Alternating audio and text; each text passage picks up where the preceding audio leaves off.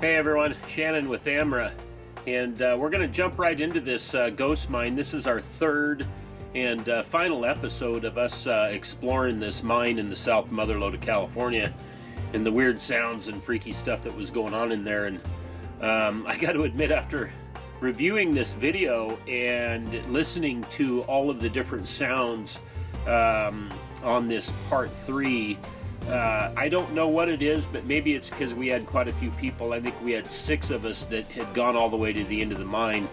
There's so much background noise and stuff like that that it's hard for me to discern anything that we can't identify. There's a lot of weird sounds, but nothing that kind of freaked me out. But the camera that we left stationary in the mine shaft for over an hour and a half, sitting all by itself in the dark, we did pick some stuff up. So let's take you in the ghost mine.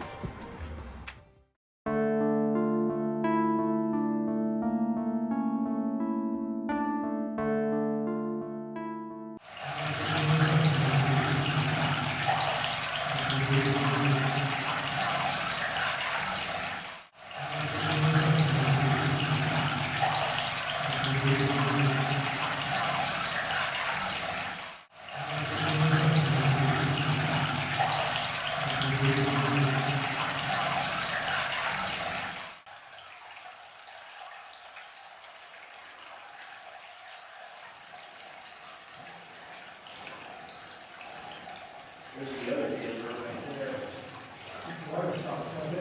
Yes, it has. Yeah, they didn't go as far as Kathy and I did. We went quite a ways further than this.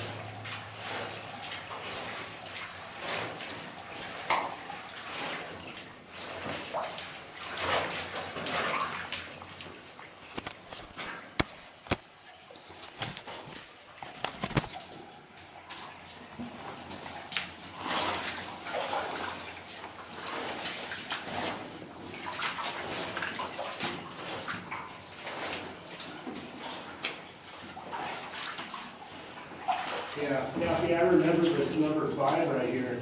Yeah.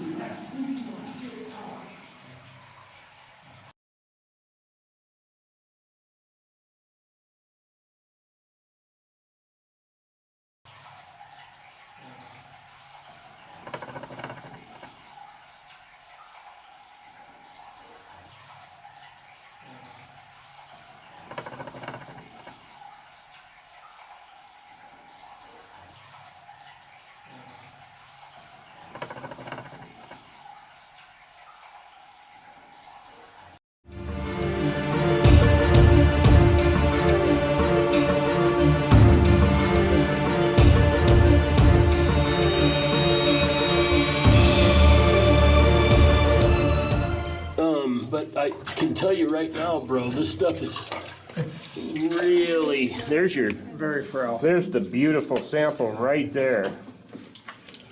Where's your bag? Put it in here, transfer it into a bag from different areas if you want to take more from one area. I don't want to drop it on Joe's head. Yeah.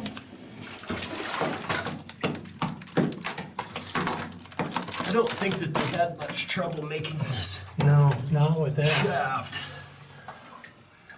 You want to talk about deep? Oh, Bobby would have drowned. Oh, I'm putting that up on YouTube.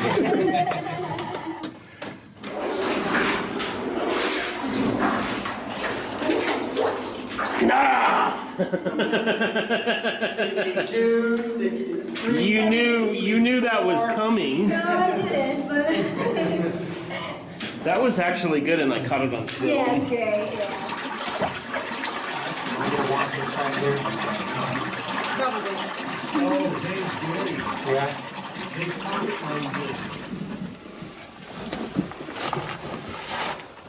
Oh my gosh, I didn't see that up close. You know what? I have my loop with me too. So guys, we're all the way in at this fork, and then we peeled off and they chased this ore body right behind me here. You can see it's doing a big loop right here, which is like perfect. And then you can see this ore body on the top here. These were put in here at different times. The quartz probably would have came afterwards. And it looks like it terminates right here, which I really like it when it does that, because typically if that's molten and it's coming up in here, that what it does is the gold is so heavy when this stuff is liquid is it'll continue. And that's why you get it at these contact zones, like on the ceiling or on the foot. Oh my gosh, look at that. It's just crumbly. But we're going to take some samples out of this here. Somebody else did this way back in the day, and it's hard to say when they did that. We can hear Jerry down this other shaft. Is he swimming? But pretty cool stuff, guys. So we're going to sample this, but it's these type of loops like this that really, and then you can see this main ore body going through here with a couple little spider veins.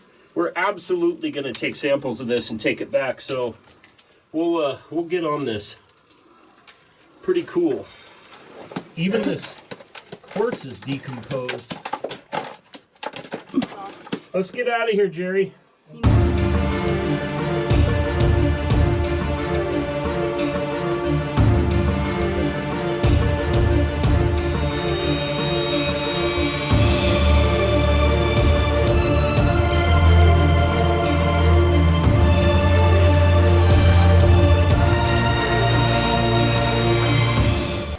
But we brought out a whole bunch of samples, and we could really see what they were working. They chased one vein, but what's interesting is they tunneled in here about 1,500 feet to hit this one seam that goes across like this. The shaft goes this way, and what they were working is this stuff that goes that way. And we never did go to the other end of that other one, so that'll be for another thing. But we heard some stuff, and I'm really curious to see when we get back and put this on our editing software and see if we can identify what it was, if it was one of us or something else. But pretty cool stuff. We're going to take this back to the shop and we're going to crush. This is the bag I'm really interested in right there, the very last sample that we took. So anyway, we'll hike back up to the truck and go grab some lunch, and then we'll take this back and we'll show you what we get. This stuff is really, really wet, and I could probably almost pack it into a snowball.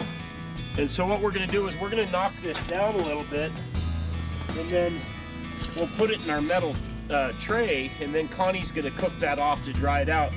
So when we crush it, you end up with this. That's what we want. See how powdery that is? So we just got to dry it out first. We're not trying to cook sulfides out of it. We're just trying to dry it out so we can crush it. So anyway, this is what we call our smasher, and this is a solid steel billet and then just a big pole, and this has got a steel base, and then it's basically a drum. This is the it's actually a piece of housing that Proline uses for their 8-inch dredge, so I like it. So guys, we've pounded on this, and I just want you to see here what happens when it's really, really wet is we've crushed this, but what it does is it packs it all together. And so that's what it does. It just packs it all together. So we need to go dry that. There we go.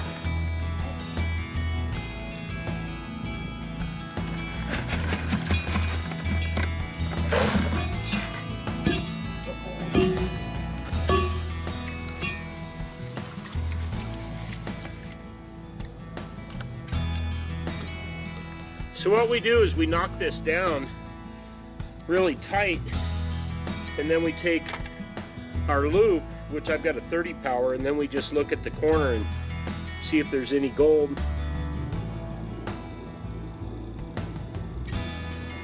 Well, guys, we did find gold in there, but it's loaded full of pyrite and sulfides. And what that is it's a chemical mineral compound that actually locks up the super microfine gold, and it makes it really difficult to get that gold. The only way to do that really is through a leaching process where you use heavy acids like nitric, things of that nature, and it gets pretty dangerous. You have to have leach, you just have to do a whole lot.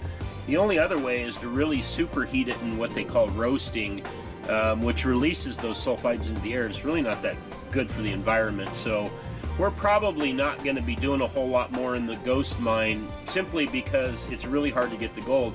And B, it kind of freaks me out a little bit, because I don't know what the hell all those sounds are, but it's really weird. And but guys, we want to recognize a company, and that is Keen Engineering, for the support that they've given AMRA over the years, and especially Pat, who's been, very supportive of AMRA and everything that we do. So if you need some mining equipment, go to keenengineering.com, help Pat out. Guys, our goal here at AMRA is to always educate you, not only on how to mine, how to go in and do things like this, but also on public land use rights and mining rights. So if you've got an idea for a video, shoot us an email and let us know what you guys want to see. So anyway, we got a whole bunch more videos coming up. We hope you like the new format, and I'll see you next time.